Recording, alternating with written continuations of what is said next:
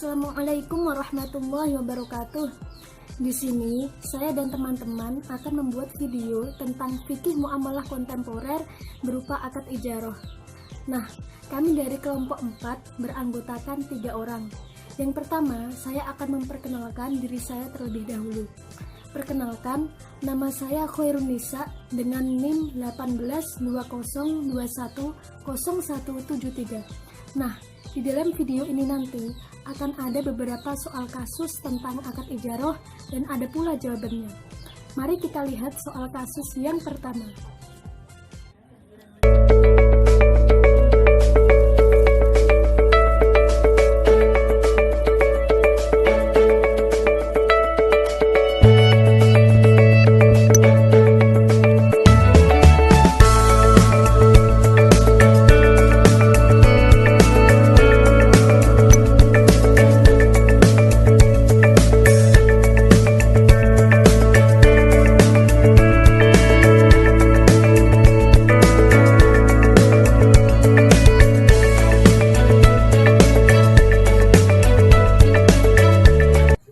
Menjawab soal kasus yang pertama.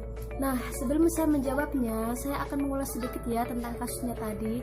Pada intinya kasusnya kan seperti ini. Di IAIN Kudus ada mahasiswi baru bernama Alma. Nah, Alma ini memutuskan untuk ngekos selama 1 semester ke depan, yaitu mulai bulan Agustus sampai bulan Desember.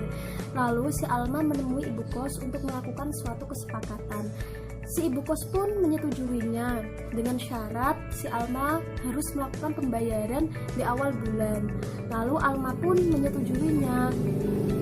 Nah, ibu kos juga menjelaskan kepada Alma bahwa si Alma berhak menikmati fasilitas kos untuk 1 semester ke depan, baik itu berupa kamar, televisi di luar kamar, maupun kamar mandi. Intinya yang berhubungan dengan fasilitas kos. Pertanyaannya adalah, termasuk kategori akad apa sih dalam kasus tersebut? Kalau saya menjawab dengan tegas bahwa kasus tersebut termasuk ke dalam akad ijarah. Nah, kenapa sih kok bisa disebut sebagai akad ijarah? Kita lihat pengertian dari ijarah dulu ya. Kalau secara bahasa, ijarah itu berarti upah atau imbalan. Kalau secara istilah, al-ijarah adalah pemindahan hak guna atas barang atau jasa melalui suatu pembayaran sewa. Nah, untuk jenis ijarah sendiri itu ada 2. Yang pertama ada ijarah manfaat. Ijarah manfaat maksudnya yaitu suatu mustajir atau penyewa. Dia berhak untuk menikmati manfaat atas suatu benda atau aset seperti rumah, kendaraan, dan lain-lain. Kalau yang kedua tadi ada ijarah pekerjaan. Nah, ijarah pekerjaan yaitu maksudnya di sini ada seseorang yang dia menyewakan tenaganya atau keahliannya kepada orang lain. Nah, sehingga orang lain ini akan memberikan upah kepada dia. Seperti itu.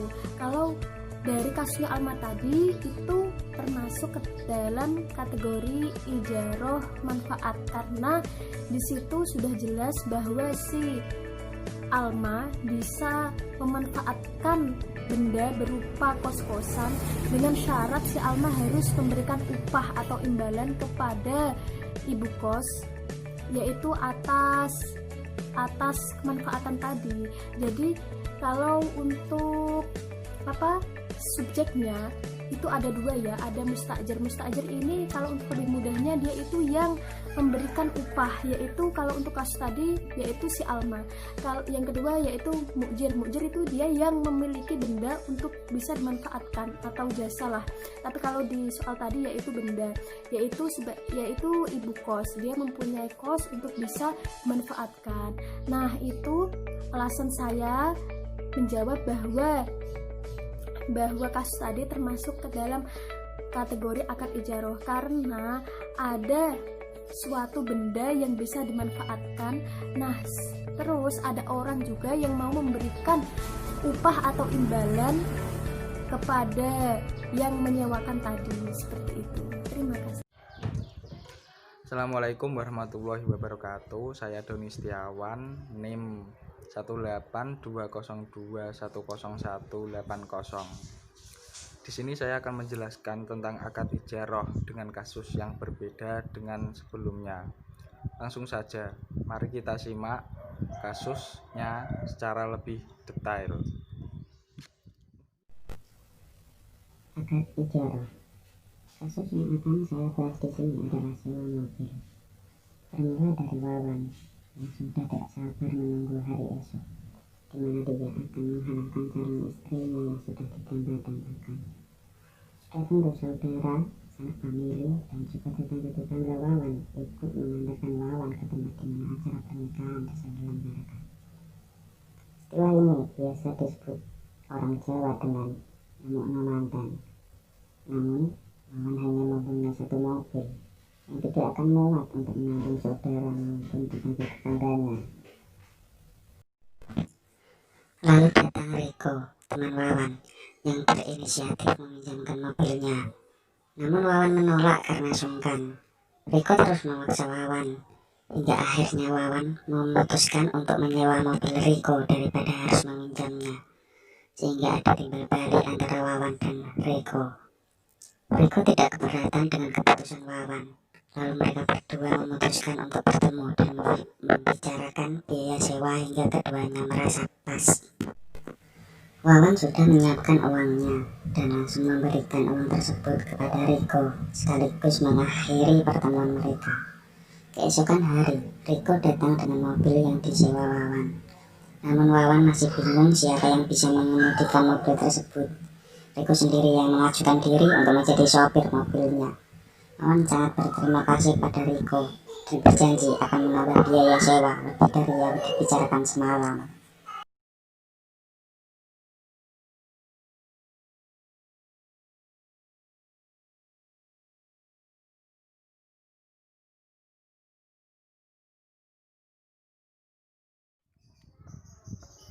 Ijarah berasal dari bahasa Arab yang memiliki makna imbalan atau upah sewa atau jasa. Ijarah memiliki pembinaan hak guna suatu barang dengan pembayaran biaya sewa tanpa diikuti pemindahan kepemilikan atas barang tersebut. Singkat kata, ijarah berarti menyewa sesuatu tanpa maksud memilikinya.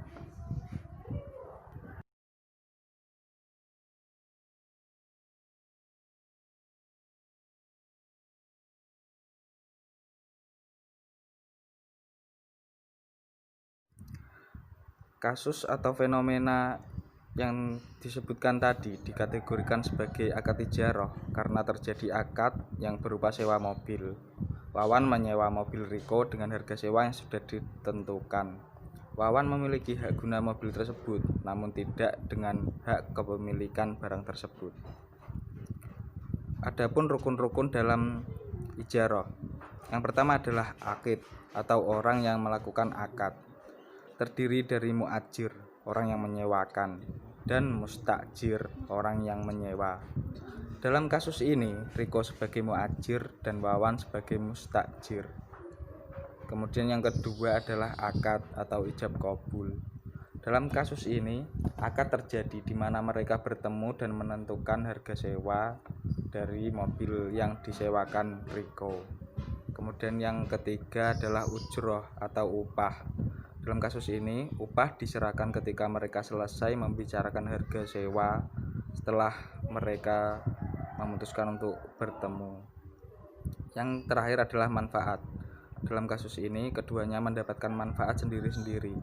Riko mendapatkan upah dari mobil yang disewakan, dan Wawan dapat menggunakan mobil Riko untuk ikut berangkat ke acara pernikahan.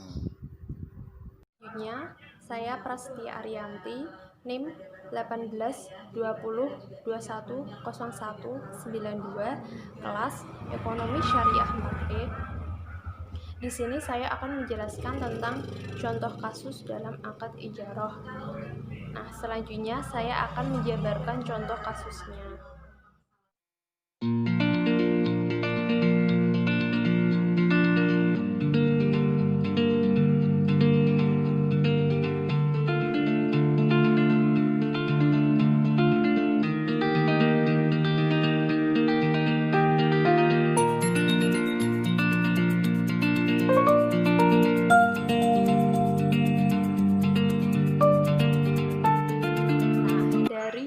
kasus di samping, bagaimana jasa renovasi rumah atau jasa arsitek bisa dikatakan dalam akad ijaroh. Nah, di sini saya akan menjawabnya.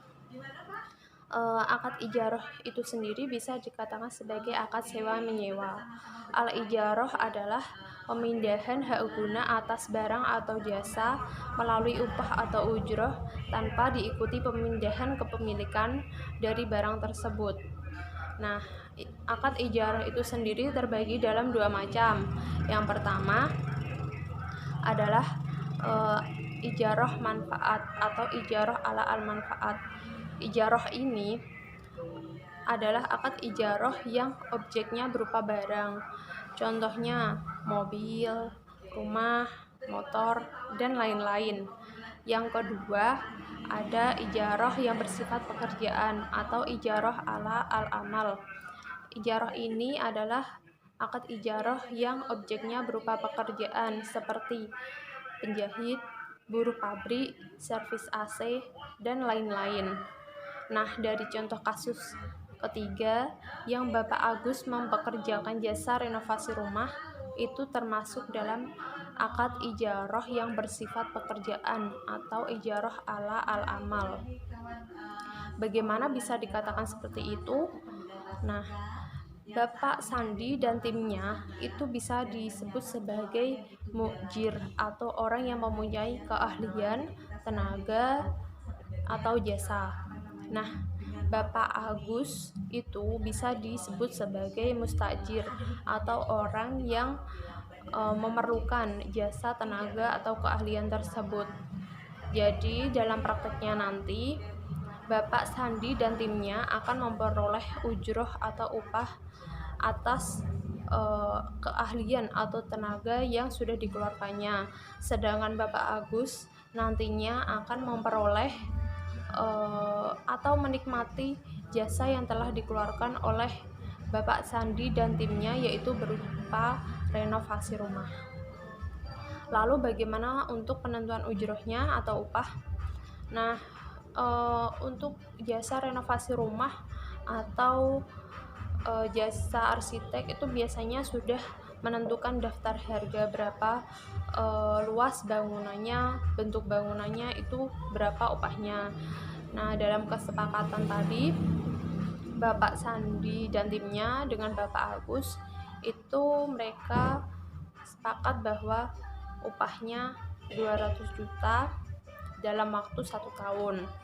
Lalu jika kontrak sudah dijalankan, yaitu 1 tahun sudah berjalan dan renovasi rumah sudah selesai serta upah yaitu berupa uang sebesar 200 juta sudah dibayarkan, maka Bapak Agus nantinya sudah tidak dapat menikmati jasa yang dikeluarkan oleh Bapak Sandi dan timnya lagi karena akad ijarah sudah berakhir. Penjelasan saya sebelumnya bisa disimpulkan bahwa jasa renovasi rumah atau jasa arsitek termasuk dalam akad ijarah karena sudah memenuhi 4 rukun, yaitu yang pertama adanya orang yang berakad, Bapak Agus sebagai mustajir dan Bapak Sandi serta timnya sebagai mukjir. Yang kedua adanya objek, yaitu berupa pekerjaan renovasi rumah. Yang ketiga adanya upah, yaitu sebesar 200 juta serta adanya syegot atau akad yang terjadi pada saat kontrak. Kurang lebih sekian dari penjelasan kelompok kami. Apabila ada salah atau kekurangan, kami mohon maaf. Wassalamualaikum warahmatullahi wabarakatuh.